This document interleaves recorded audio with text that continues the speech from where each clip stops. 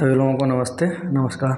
जैसा कि मैंने बताया था, आपने देखा होगा पिछले वीडियो में जो हमारा इतिहास का पहला पार्ट था, प्राक इतिहास।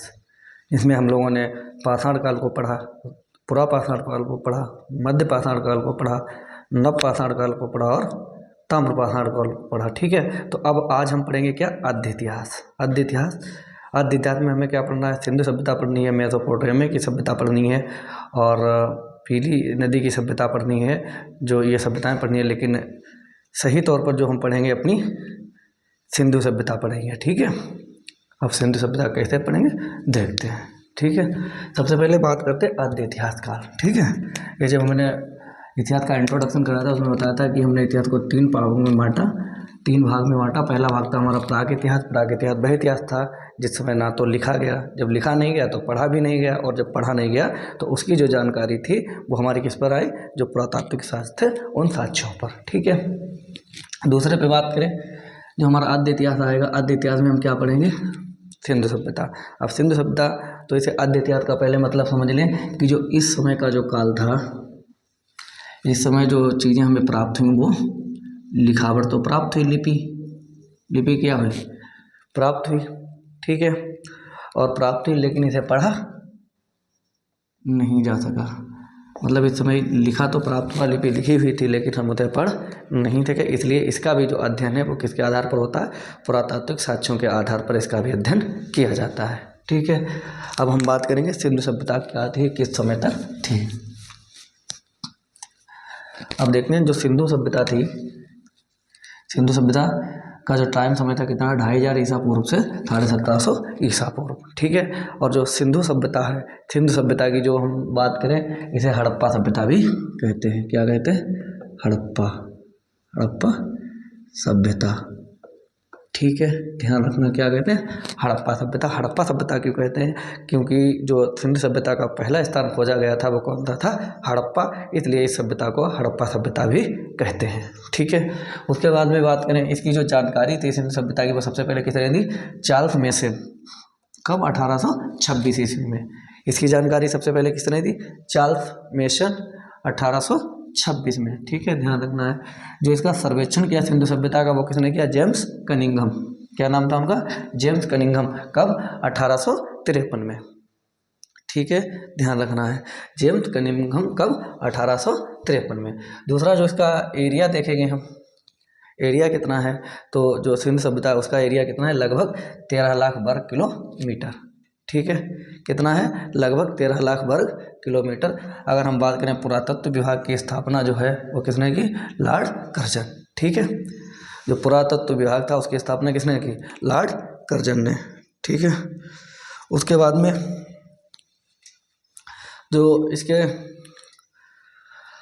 महानिदेशक थे पहले किसके? पुरातत्व विभाग के, वो कौन थे? John Marshall. कौन थे? जॉन मार्शल, याद रखना है। और जो इसका नामकरण जो सिंधु सभ्यता का दिया वो किसने दिया? जॉन मार्शल ने। किसने दिया? जॉन मार्शल ने। और इसकी जो खुदाई की वो किसने की? दयाराम साहनी ने। ठीक है, ध्यान रहेगा। सबसे पहले इसकी जानकारी किसने दी? चार्ल्स मेसन ने 1826 ईस्वी में। सर्वेक्षण किसने किया? जेम्स कनिंघम ने। कब? 1853 में। इसका जो एरिया कितना है, क्षेत्रफल, वह 13 लाख वर्ग किलोमीटर है। ठीक है, पुरातत्व विभाग की जो स्थापना थी इसी के वो किसने की थी? लॉर्ड कर्जन ने। लेकिन इसके जो पहले महानिदेशक थे वो कौन थे? John Marshall. और कब की थी स्थापना? 1904 में। नामकरण इसका किसने दिया? जॉन मार्शल ने। और इसकी खुदाई किसने की? दयाराम साहनी ने। कब की? 1921 में। ध्यान रखना है। ठीक है, कब की? 1921 में। अब आगे देखते हैं।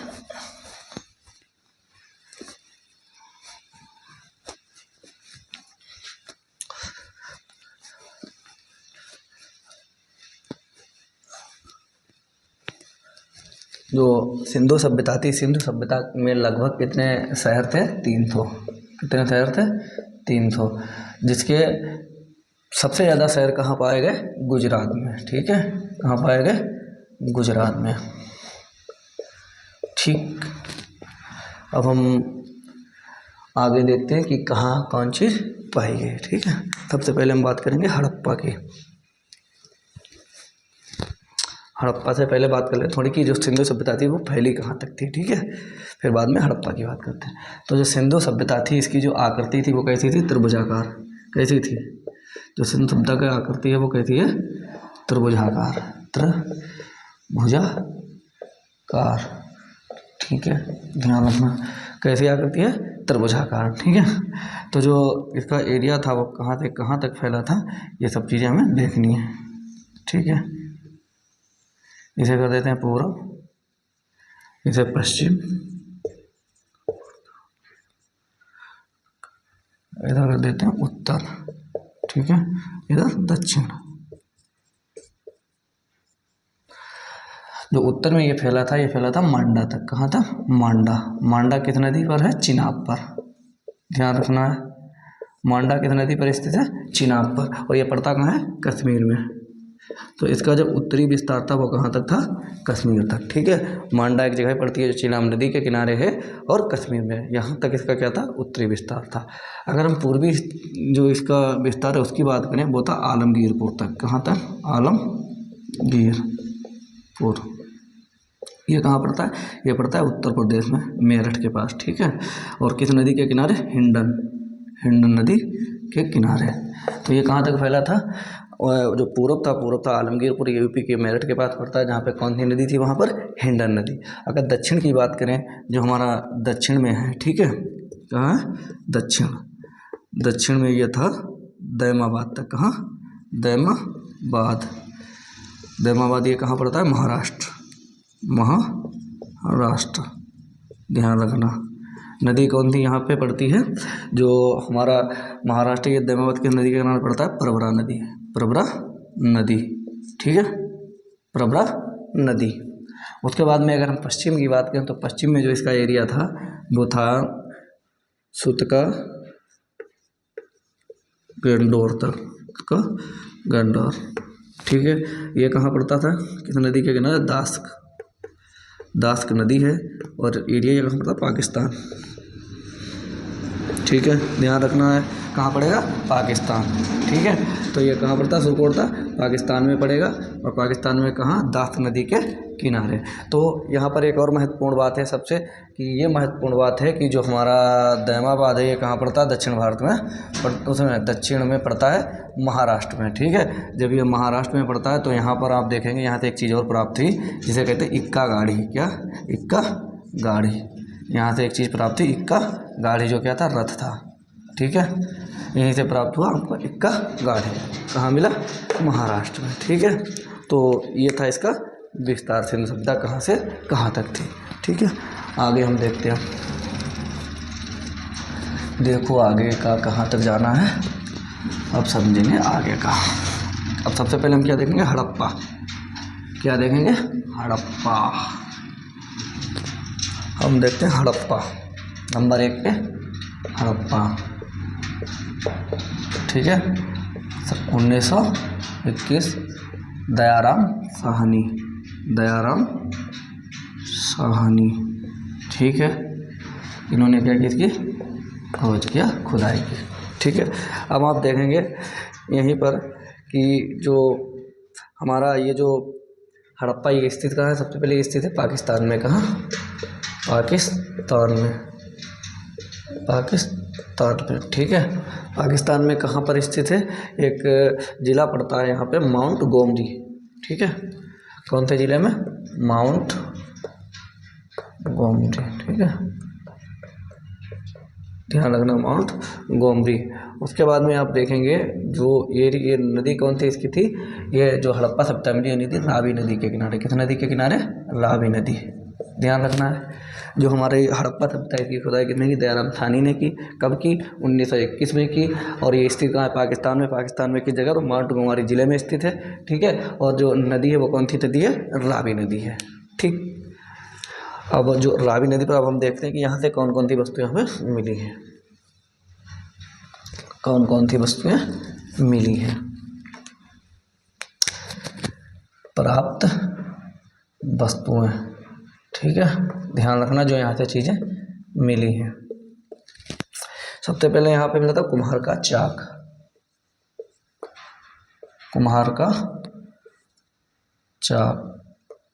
ठीक है, कुम्हार का चाक, क्या मिला? कुम्हार का चाक। दूसरा यहाँ पे मिला श्रमिक आवास, श्रमिक आवास, ठीक है, ध्यान रखना है।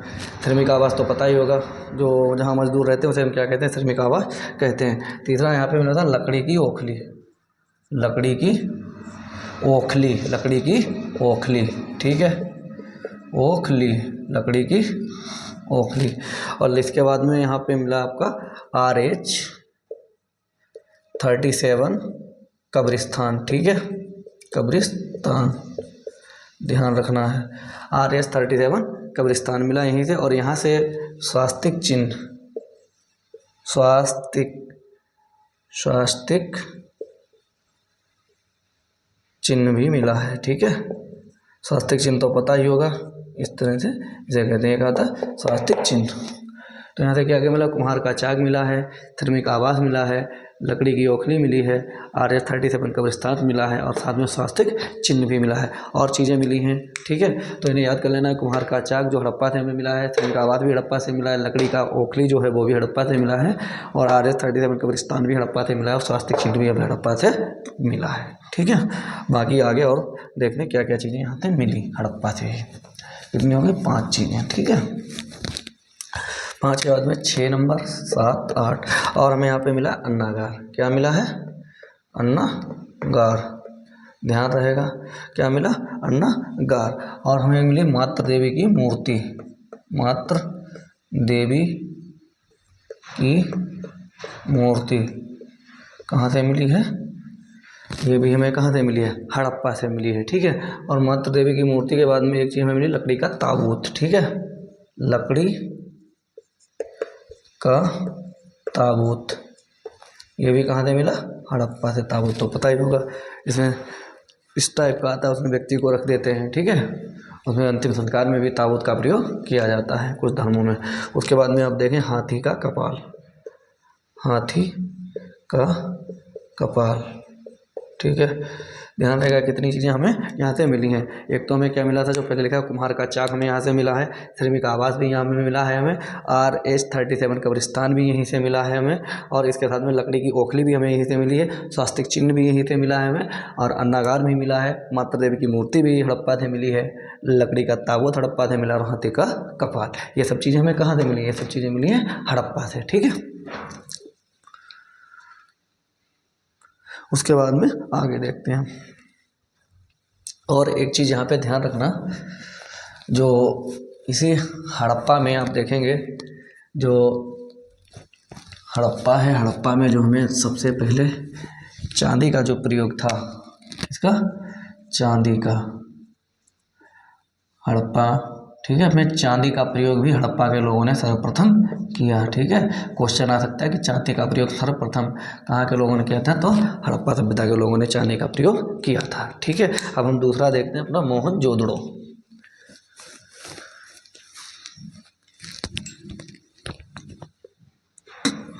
मोहनजोदड़ो, ठीक है, हम देखेंगे मोहनजोदड़ो, ठीक है।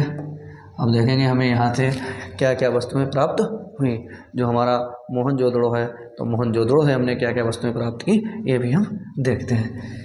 इसका जो वो है 1921-22 से लगा, ठीक है। और इसकी जो खुदाई की वो कहते हैं राखलदास बनर्जी, राखलदास बनर्जी, ठीक है, ध्यान रखना है, क्या नाम है? राखलदास बनर्जी, ठीक है। और ये स्थित कहाँ है? ये स्थित है पाकिस्तान, ठीक है। अब हम पहले इसकी स्थिति देख लेते हैं। स्थिति जो इसकी है, स्थिति, ठीक है, इसकी जो स्थिति है वो कहाँ है? पाकिस्तान, ठीक है, पाकिस्तान। जिला कौन था? है लड़काना, ठीक है, लड़काना जिला, ये क्या लड़काना जिले में है। नदी कौन सी है? सिंधु नदी, नदी सिंधु नदी, ठीक है, ध्यान रखना है। ये मोहनजोदड़ो कहाँ स्थित है? सिंधु नदी के किनारे। कहाँ स्थित है? पाकिस्तान में। पाकिस्तान में किस जगह पर? लड़काना जिले में स्थित है। ठीक है। उसके बाद में हम देखेंगे जो सबसे बड़ा जो शहर है सिंधु सभ्यता का, वो कौन है? मोहनजोदड़ो। तो इसे हम कहते हैं सबसे बड़ा शहर। सबसे बड़ा शहर। ठीक है। तो सबसे बड़ा शहर कौन सा है? मोहनजोदड़ो। ठीक है। उसके बाद में यहाँ पर हम देखेंगे जो मोहनजोदड़ो का मतलब होता है कि मृतकों का टीला। मृतकों का टीला। ठीक है। यहाँ पे क्या मिला है? मृतकों का टीला भी मिला है। ठीक है। तो जो मृतकों का टीला है वो कहाँ मिला है? मोहनजोदड़ो में। इसका मतलब ये होता है मृतकों का टीला। ठीक है। अब हम देखते हैं कि यहाँ से हमें क्या क्या वस्तुएं प्राप्त हुई।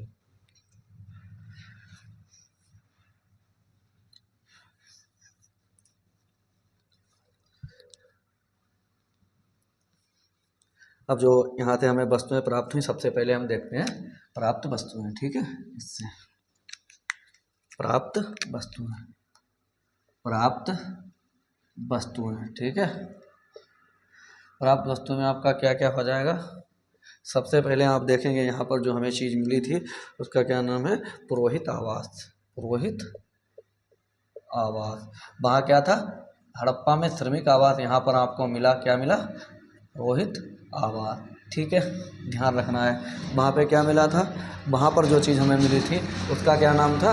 उसका नाम था श्रमिक आवास। और यहाँ पर हमें जो चीज़ मिली वो है पुरोहित आवास। ठीक है। अब पुरोहित आवास के बाद में देखेंगे यहाँ पे मिला विशाल। ठीक है। विशाल अन्नागार। अन्नागार। ये भी हमें कहाँ मिला? ये भी हमें मिला मोहनजोदड़ो में, जो सिंधु सभ्यता का एक भाग है। ठीक है। यहीं पे एक मिला है स्नानागार। विशाल स्नानागार। स्नानागार पता होगा क्या होता है? नहाने वाला। ठीक है। स्नानागार। क्या मिला?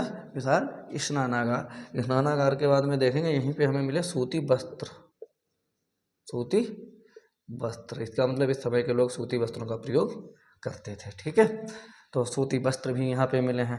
और सूती वस्त्र के साथ साथ यहाँ पे एक चीज़ मिली कि जो सड़कें थी वो कैसी थी? चौड़ी। चौड़ी सड़कें भी मिली यहाँ पे। ठीक है। चौड़ी सड़कें।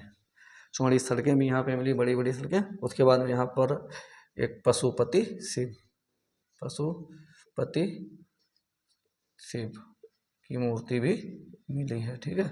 तो इतनी चीज़ें पहले याद करें कि मेरा पुरोहित आवास यहाँ से मिला, विशाल अन्नागार मिला, स्नानागार भी यहाँ से मिला, हमें सूती वस्त्र भी मिले यहाँ से, चौड़ी सड़कें मिली और पशुपति शिव की एक मूर्ति भी मिली है। ठीक है। तो इतनी चीज़ें कितने हो गए? उसमें 6। आगे और लिखते हैं।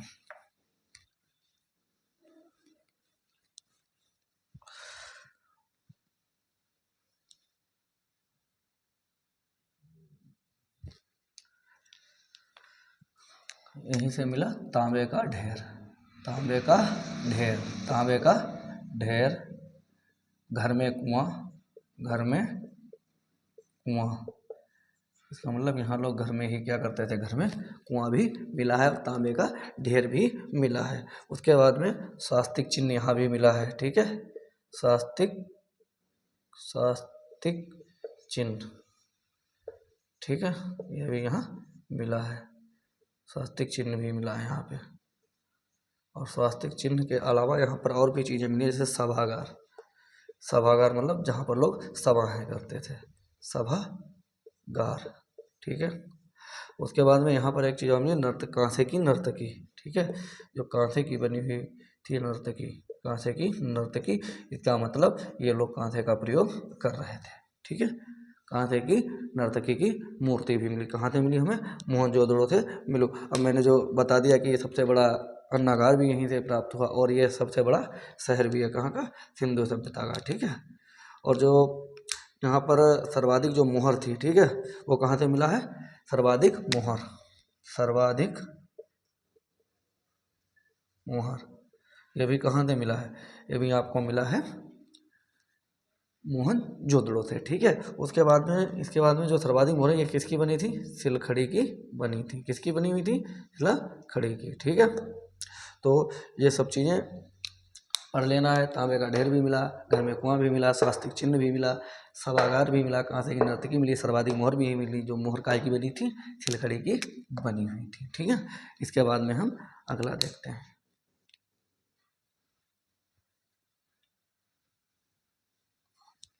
यह था मोहनजोदड़ो की जानकारी। अब हम आगे देखते हैं चंदहूदड़ो। ठीक है, चहूदड़ो, कहीं पर चहूदड़ो लिखा है, कहीं पर चंदहूदड़ो लिखा है, चहूदड़ो। ठीक है, चहूदड़ो, इसकी जानकारी कब हुई? 1931 में। ठीक है, कभी 1931 में। और ये किसके द्वारा की गई? गोपाल मजूमदार, गोपाल मजूमदार, गोपाल मजूमदार। ठीक है, अब जो चंदहूदड़ो जगह है, ठीक है, जिसमें भी हूदड़ो लगा हो वो कहाँ है? पाकिस्तान में ही है। ठीक है, तो इसकी स्थिति कहाँ है? पाकिस्तान। ठीक है, कहाँ है? पाकिस्तान, ध्यान रखना है, कहाँ है? पाकिस्तान। नदी कौन थी है? सिंधु। कौन सी नदी के किनारे है? सिंधु, सिंधु नदी के किनारे है। अब यहाँ पर देखेंगे कि यहाँ से जो हमें चीज़ें प्राप्त हुई वो कौन कौन सी चीज़ें प्राप्त हुई। उसके बाद में देखें जो ये जो चंदहूदड़ो का एरिया है, जो ये एक दुर्ग रहित भी है। कैसा है? दुर्ग रहित। ठीक है, अगर पूछ जाए सिंधु सभ्यता का वह कौन सा शहर था जो दुर्ग रहित था, तो वो कौन सा हो जाएगा आपका? चंदहूदड़ो। ठीक है, ध्यान रखना है कि जो दुर्ग रहित हो जो जगह हो वो क्या है? चंदहूदड़ो। उसके बाद में देखेंगे ये औद्योगिक शहर भी है। कौन था? औद्योगिक शहर भी कौन है? चंदहूदड़ो, ये औद्योगिक शहर भी है। ठीक है, उसके बाद में हम देखेंगे जो हमें यहाँ से वस्तुएं प्राप्त हुई।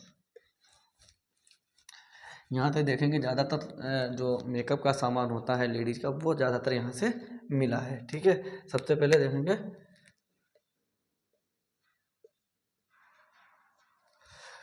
मेकअप सामग्रियाँ।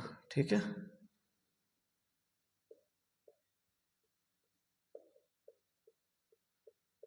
मेकअप सामग्रियाँ कहाँ से प्राप्त हुई?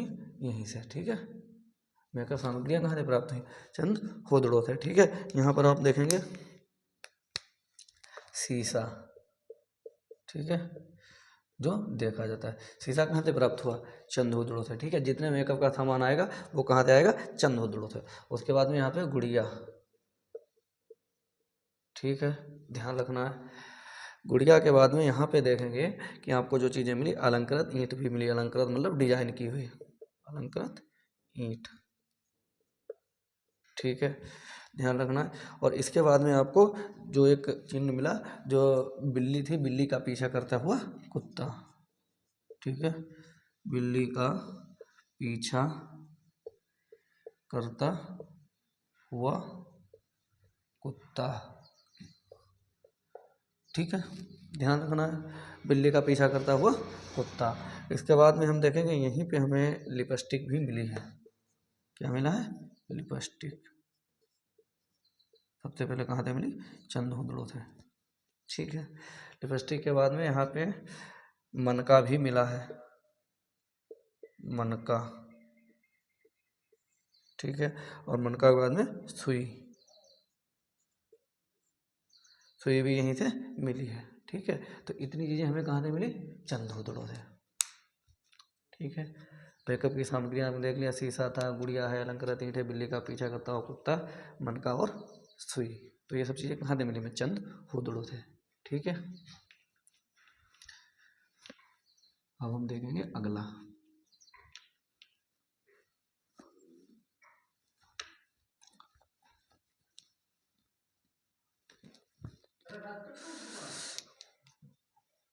उसके बाद में